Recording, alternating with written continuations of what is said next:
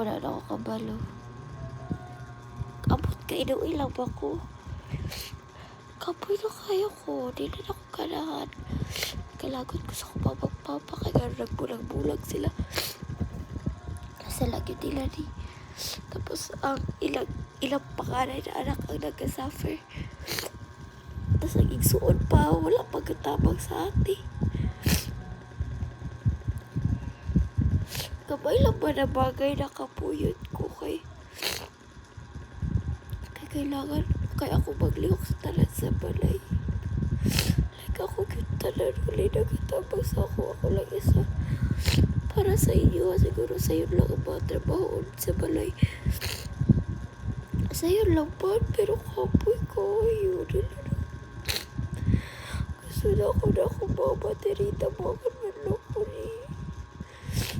Karang gusto na akong matry na pag-uligi ka sa eskwelahan kay dahil pagkaon na nagaluto ng sundaan dili na ako pamagitang pagkaon niligi ka sa eskwelahan kapoy di ba na sabunoy tas dapat yung mga tao mga walay pulos tanan. Wala sila parang kinabuhi. Laman na kayo sila biyaan. Bisang parang special sa buwan na ako. Makalagot po siya. Promise makalagot sa siya.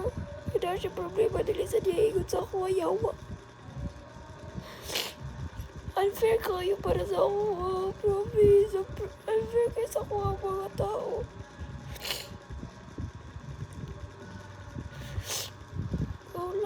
Tas yawa kayo, gigatam ko.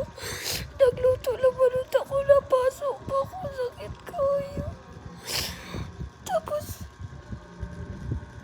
napa ko yung buong sipon, dili ko.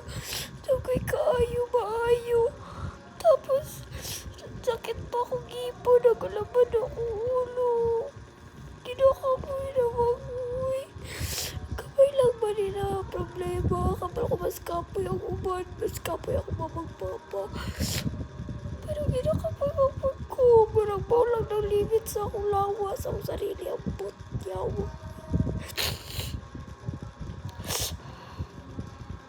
Mura to. Bye. Yawa ka.